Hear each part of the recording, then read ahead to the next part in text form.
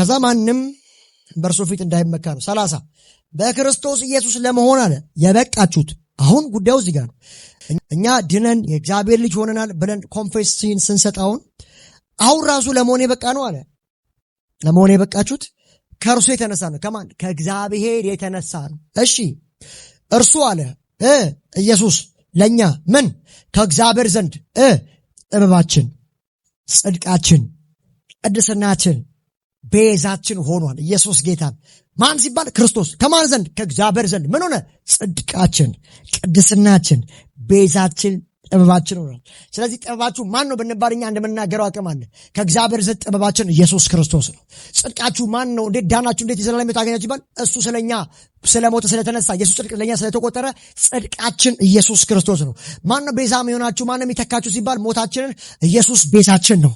እና ሌላ ሰዓት ጥበባችሁ ሲባል ኢየሱስ ጥበባችን ነው። ቅድስና ሲባል ቅድስናችን ራሱ ኢየሱስ ነው ብለን ኮንፌሽን እንሰጣለን። ኢየሱስ ጌታ ነው። ለምን ሲባል ከኛ የሚሆን ምንም ስለሌለ። ሃሌሉያ። 31 ላይ ወርዶ እንደዚህ ይላል፣ እንግዲህ እንዲህ ተብሎ እንደተጻፈ ነው የሚመካ በጌታ ይመካ። ኢየሱስ ጌታ ነው። ስለዚህ አሁን ትምክት እንኳን ቢባል ሰው በራሱ ስራ አይደለም፣ በራሱ መልካም ስራ አይደለም። እንዲያርጌ እንዲፈልጌ እንዲሃይማኖት የጠበቄ ዋቴቨር አይሰራም። ኢየሱስ ጌታ ነው። ማንም እንዳይመካ አለ እንዲህ ተብሎ ተጽፏል፣ በጌታ ይመካ። ትምክት ከሆነ የዳነው በጌታ ነው።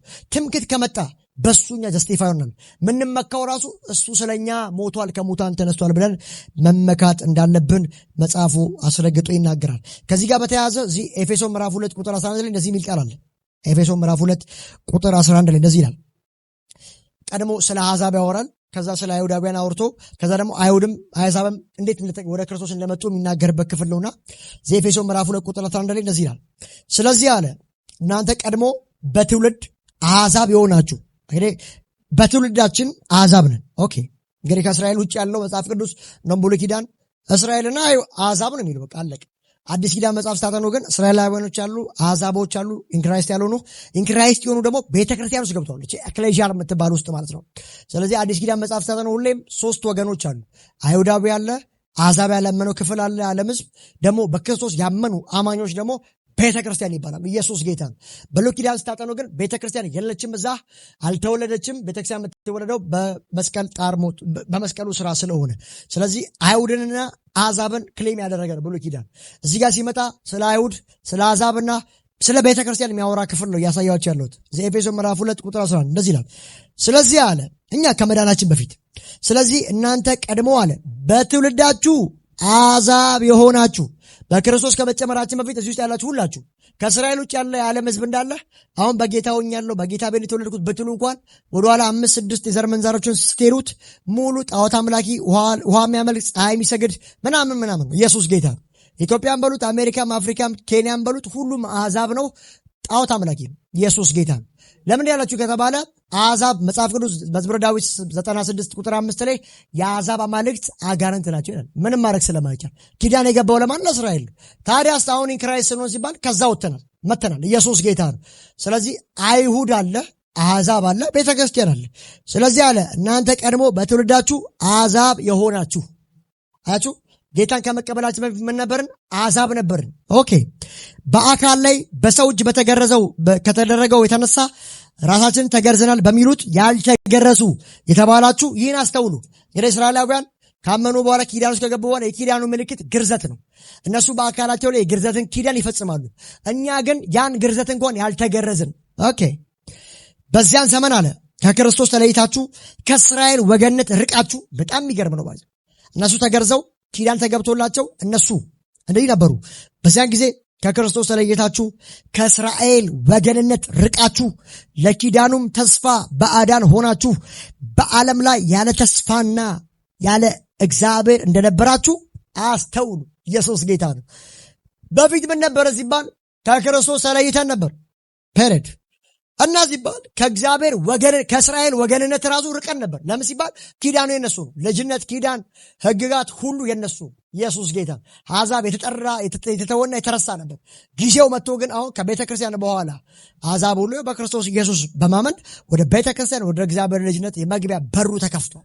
ሁሉም ኢየሱስ ክርስቶስ ስለኔ ሞቷል፣ ስለኔ ከሙታን ተነስቷል ብሎ ቢያምን የዓለም ሕዝብ የዘላለም ልጅ ሕይወት ያገኛል፣ የእግዚአብሔር ልጅ ይሆናል። ግን አይ እሱ አያድነኝም ስለኔ አልሞተም አልተነሳም ካሉ ግን አሁን በፍርድ ውስጥ አሉ። የዘላለም እሳት ይጠብቃቸው መጽሐፍ ቅዱስ ስለሚናገር ኢየሱስ ጌታ ነው። በዚያን ዘመን አለ ከክርስቶስ ተለይታችሁ ከእስራኤል ወገንነት ርቃችሁ ከኪዳኑም ተስፋ ባዕዳን ነበራችሁ፣ አልታሰባችሁም። ክርስቶስ ከመጣ በኋላ ነው አሕዛብ ራሱ የታሰቡት። ኢየሱስ ጌታ ነው። ነበራችሁ በዓለም ላይ ይላል። ዓለም ላይ እኮ እየኖሩ ነበረ፣ አባቶቻችን እየኖሩ ነበር። ያለ ተስፋ ግን ነበርን። ያለ እግዚአብሔር እንደነበራችሁ አስታውሱ። ኮንሸሳችሁ ይናጋ አስታውሱ። በዊዝደሙና በጥበብ እስቲ አስታውሱት። ያለ ተስፋ ነበራችሁ፣ ከኪዳኑ ርቃችሁ ነበራችሁ፣ ካለ ክርስቶስ ነበራችሁ። ታዲያ አሁንሳ ምን ሪፕሌስ ተደረገ ሲባል ከቤተ ክርስቲያን በኋላ ከጌታ ኢየሱስ ሞትና ትንሣኤ በኋላ አንድ ነገር ተፈጠረ። ቤተ ክርስቲያን ኤክሌዥያ፣ ከወደቀው ዓለም ሰፓሬሽን መለየት መጣ። ኢየሱስ ጌታ። ቁጥር 13 ላይ ቃችሁ የነበራችሁ በክርስቶስ ኢየሱስ ሆናችሁ በክርስቶስ ደም አማካይነት ቀርባችኋል። ኢየሱስ ጌታ ነው። አሕዛብ እንዴት ቀረባ አትሉኝም? አሁን በክርስቶስ ኢየሱስ ሞትና ትንሣኤ ምክንያት አሁን በክርስቶስ ደም መጽሐፍ ሲናገር ደም ሳይፈስ ስርየት የለም። በብሉይ ኪዳንም ደም ፈሶ ስርየት ይደረግ ነበር፣ እሱም ጊዜያዊ ነው። አሁን ግን አንድ በፈሰው ደም ለዘላለም የእግዚአብሔር ልጅ የሆንበት የክርስቶስ ደም በሱ ደም ይላል አሁን ወደ እግዚአብሔር ቀርባችኋል። ታዲያ አሕዛብ ሁሉ እንዴት ቀረቡ?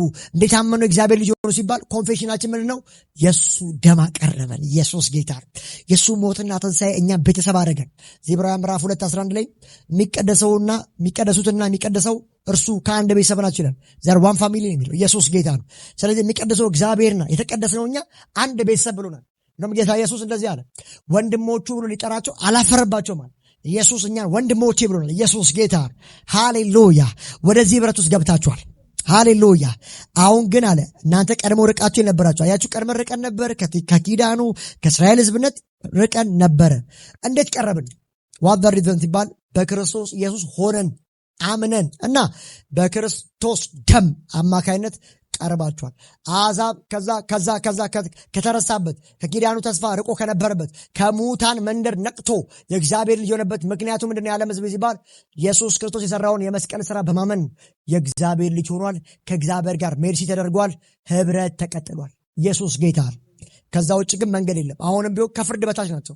የሚያምን ነው የሚለው መጽሐፍ ቅዱስ። በልጁ በክርስቶስ የሚያምን ከሞት እንግዲህ የኃጢአት ደሞዝ ሞት ስለሆነ ሁሉም የፍጥረት ዘመናት ደግሞ የነበሩ ሰዎች ሁሉ ከአዳም ጀምሮ ኃጢአተኛ ስለሆኑ ሰዎች ሕግን ፈጽሞ በመልካም ስራ ሊጸድቅ ስለማይችል ኮንሲኬንሱ ጀጅመንቱ ምንድን ነው? የኃጢአት ደሞዝ ሞት ነው። ዓለም ላይ ያለ ህዝብ ሁሉ በክርስቶስ ካልሆነ የኃጢአቱ ደሞዝ ምንድን ነው? ሞት ነው። ስለዚህ የኃጢአት ደሞዝ ነው ተከፍሏል። አዎ፣ ማን? ክርስቶስ ስለኛ ኃጢአት ሆነ። ኢየሱስ ጌታ ነው። እሱም በማመን ግን የእግዚአብሔር ልጅ መሆን ይቻላል። ከዛ ከኃጢአት ቅጣት መትረፍ ይችላል። ኢየሱስ ጌታ ነው። ስለዚህ በእሱ የሚያምን የዘላለም ሕይወት አለው። በማያምን እሳ ሲባል የዘላለም ፍርድ ይጠብቋል። አሁን ተፈርዶበታል የሚለው ባይዘው እንደውም በዚህ ማርቆስ ወንጌል ምዕራፍ 16 ቁጥር 16 ላይ ያመነ የተጠመቀ ይድናል፣ ያላመነ ግን ይፈረድበታል። ከፍርድ በታች ያለው ኢየሱስ ጌታ ነው እያለ ይናገርና ሁለቱን አንድ ያደረገ ይላል። ምኖች ሲባል አይሁድንና አሕዛብን ሁለቱን አንድ ያደረገ የሚለያየውንም የጥል ግድግዳ ያፈረሰ ሰላማችን እርሱ ነው። ኢየሱስ ጌታ ነው። መጀመሪያ ግድግዳ ነበረ። እነዛ ሰማርያውያንን እንኳን ይቃወሙ ነበር፣ ይጻረሯቸው ነበር። እንግዲህ አይሁዳውያን የምታውቁት ነው። ሰማርያን ለመግባት ቅርብ ነው። በዛ ማለፍ ሲችሉ ግን በሰማርያ እንኳን አያልፉም ነበር። ለምን ሲባል ሰማርያዊ ባይዞ የአይሁዳዊ ዘር የለባቸውም ማለት አይደለም። እንግዲህ ሰለሞን በነበረበት ጊዜ እነዛ ሰማርያውያን አታግቡ ከተባሉት ከእስራኤል ውጭ አግብተው ሰማርያ ሆኗል። ከእስራኤል ከእግዚአብሔር ሕግ አፈንግጠው ለጣዖት መስገድ የጀመሩ ናቸው። በዛ ምክንያት ሰማርያ ተብሏል። ግን ወይ በእናት ወይ በአባት አይሁዳዊ የሆኑ ናቸው ሰማርያውያን። እነዛ ፈሪሳውያን ግን ለሕጉ ምናምን የሚቆሙ ናቸው። ስለዚህ እነዛ ሰማርያዊ እንኳን በእጅ አይጨብጡ፣ በእነሱ መንገድ አያልፉም። ግን ኢየሱስ ወደ ሰማርያ ሴት ሄዶ ሜርሲ ሲያደርግላት፣ ቸርነት ሲያደርግላት ታያላችሁ። ምን እያለ ሲባል በአሕዛብና በአይሁድ መካከል ራሱ ምን ነበረ? ጥል ነበር። ይሄ የተረሳ ህዝብ ነው። የኪዳን ህዝብ ነው። አሕዛብን ይጠየፋሉ። ብዙ አሕዛቦችንም ያስጠምቃሉ፣ ግርዘትን ያደርጉ ነው፣ ወደ ይሁዲነት ያስመጡ ነበር። ከዛ ውጭ ግን የተናቀ የዓለም ህዝብ በእስራኤል አኳያ ማለት ነው፣ የተረሳ እግዚአብሔር የለው ተብሎ ክሌም አላቸው። ታዲያ ይህን የነበረውን የጥል ግድግዳ ማን ያፈረሰው ሲባል አንድ አካል አለ። ኢየሱስ ጌታ ነው። ሁለቱን አንድ ያደረገ ማንን? አይሁዳውያንና አሕዛብን። የሚለያየውንም የጥል ግድግዳ ያፈረሰ ሰላማችን እርሱ ነውና የቀረውን የዓለምን ህዝብ ኢቨን ኢፍ እስራኤልን አንድ ያደረገ እሱ የጥል ግድግዳን ያፈረሰ ኢየሱስ ክርስቶስ ነው። ኢየሱስ ጌታ። ቁጥር 15 ሕግንም ከትእዛዛቱና ከስርዓቱ ጋር በስጋው ሻረ። ማን? ኢየሱስ ሕግጋትን ሁሉ ፈጽሟል። ሻረ ኢኒሴንስ ጀስቲፋይ የምንሆንበት ምንጸድቅበት ሕግ ተሽሯል። ማቴዎስ ወንጌል ምዕራፍ 5:17 ደግሞ ሕግና ነቢያትን ልሽር ሳይሆን ልፈጽም መጣሁ ይላል። ከዛም ባለፈው ተምረናል። ሕግ ተሽሯልም አልተሻረም አዲስ ኪዳን ውስጥ። እሱን ዩቱብ ላይ የሚጫነውን ትምህርት ታዩታላችሁ። ኢየሱስ ጌታ ነው። ዓላማውም ከሁለቱ አንድ አዲስ ሰው በራሱ ፈጥሮ ሰላምን ለማድረግ ነው። አሁን አይሁዳዊ የለም፣ የግሪክ ሰው የለም። የእግዚአብሔር ዓላማ ምን ሲባል ከሁለቱ አንድ አዲስ ሰው ቤተ ክርስቲያን። ኢየሱስ ጌታ ነው። አይሁድም የለም፣ አሕዛብም የለም፣ ባሪያም የለም፣ ጨዋም የለም፣ ሴትም የለም፣ ወንድም የለም። ሁሉም በክርስቶስ ሲያምን የሚገባበት አንድ ተሰራ። ኢየሱስ ጌታ ነው። ስለዚህ ሁለቱን አንድ አዲስ ሰው በራሱ ፈጥሮ ሰላምን ለማድረግ ነው። ጥልን በገደለበት በመስቀሉ ሁለቱ በዚህ በአንድ አካል ከእግዚአብሔር ጋር አስታረቀ። ጥል በተደረገበት በመስቀሉ ሁለቱም በዚህ በአንድ አካል ከእግዚአብሔር ጋር አስታረቀ። ጥል የተጠናቀቀው የጥል መፍትሄ የተገኘው ቤት ነው ሲባል ከመናናቅ ኪዳን አለን እናንተ ኪዳን የላችሁም ሸለፈታም ነው ከማለት አሁን አንድ የጥልን ግድግዳ ያፈረሰ መጣ። ኢየሱስ ጌታ ነው። ሁለቱን ከእግዚአብሔር ጋር የሚያስጣርቅ የክርስቶስ ኢየሱስ ሞትና ትንሣኤ ነው። 17 መጥቶም ይላል። የሚገርም ነው። ባይዞ መጥቶም ጌታ ርቃችሁ ለነበራችሁት ለእናንተ ለአሕዛብ ቀርቶም ለነበሩት ለእነርሱ ሰላምን ሰበከ። ሃሌሉያ። ቀርበው ለነበሩት ለእስራኤላውያን ምን አለ? ሰላምን ሰበከ። ርቀው ለነበረ ለዓለም ሕዝብ ደግሞ ክርስቶስ ምን ሰበከ?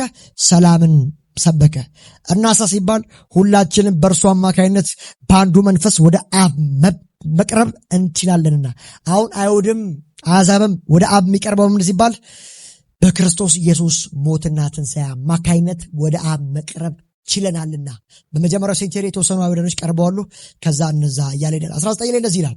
ከዚህም የተነሳ እናንተ ይላል ከቅዱሳን ጋር የአንድ አገር ዜጋ ወደ ቤተ ክርስቲያን የመጣ የአንድ አገር ዜጋ የእግዚአብሔርም ቤተሰብ አባል ናችሁ እንጂ ከእንግዲህ ወዲህ መጻተኞች እንግዶች አይደላችሁ። በበፊቱ አናሎጂ አሕዛብ የተረሳ እንግዳ መጻተኛ ነው። አሁን ግን በክርስቶስ የሚያምን ኤኒ ዓለም ላይ ያለ አሕዛብ በክርስቶስ ኢየሱስ መጻተኛ ሳይሆን የእግዚአብሔር ልጅ የአንድ ሀገር ዜጋ የሰማይ ቤተሰብ የሆነ ነው። ኢየሱስ ጌታ ነው። ቁጥር 20 በሐዋርያትና በነቢያት መሰረት ላይ ታነጻቸዋል። የማዕዘኑ ራስ ድንጋይ ክርስቶስ ኢየሱስ ነው ይላል። ያ በሐዋርያትና በነቢያት መልእክት ላይ መጽሐፍ ላይ ተመስርተናል፣ ታንጸናል። የማዕዘኑ ራስ ድንጋይ ግን ኢየሱስ እንደሆነ ይናገራል። 21 ላይ እንደዚህ ይላል። በእርሱ ይላል ሕንፃ ሁሉ አንድ ላይ ተገጣጥሞ በጌታ ቅዱስ ቤተ መቅደስ እንድንሆን ያድጋል። አሁን ቤተ መቅደሷ ምን እያለች ነው? ፋውንድ ተደርጋለች። በሐዋርያትና በነቢያት ላይ ተመስርተናል። አሁን እየታነጸች ነው። ታዲያ ሲባል በእርሱ ሕንፃ አለ፣ አንድ የተሰራ ያለ አለ ስፒሪቹዋል ዓለም ላይ። ይህ ሁሉ ግን ይላል ሁሉ አንድ ላይ ተገጣጥሞ በጌታ ቅዱስ ቤተ መቅደስ እንሆን ዘንድ ያድጋል። 22 የመጨረሻው እናንተም ደግሞ እግዚአብሔር በመንፈሱ የሚኖርበት ማደሪያ ትሆኑ ዘንድ አብራችሁ እየተገነባችሁ ነው ይላል። አሁን ማደግ አለ ማለት ነው። በጌታ ኢየሱስ ስናምን ድነናል፣ የእግዚአብሔር ልጅ ነን፣ የዘላለም ሕይወት አለን። ግን ጌታ እስኪመጣ መለከት እስኪነፋ በደመና ላይ እስክንነጠቅ እስከዛ ድረስ ግን ማደግ አለ፣ መሰራት አለ። ቤተክርስቲያን የመሰሪያ ቦታ፣ የማደግ ቦታ አለ። በእውቀት በመንፈሳዊ ነገር እየተሰራን እናድጋለን ማለት ነው። የዛሬው ትምህርታችን ኢየሱስ ክርስቶስ የእግዚአብሔር ኃይልና ጥበብ ነው። ከመንፈስ ስለሚገኝ ጥበብ ተምረናል። ብዙ ጠቢባን ነበሩ፣ ፈላስፋ ነበሩ፣ አዋቂዎች ነበሩ። የነዛን ጥበብ ፈላስፋነትና ሊቅነት ግን እግዚአብሔር ሞኝነት አረገው፣ የማይታወቅ አረገው። የዓለምን ርካሽ እዚህ ይገባል የማይባለው ነገር እግዚአብሔር ያልከበረው እንደከበረ አረገ። ኢየሱስ ጌታ ነው። ስለዚህ እግዚአብሔር ጥበብ ምን ሲባል ኢየሱስ ክርስቶስ ነው። ሃሌሉያ። የጌታ ጸጋና ሰላም ይብዛላችሁ። ተባረኩ።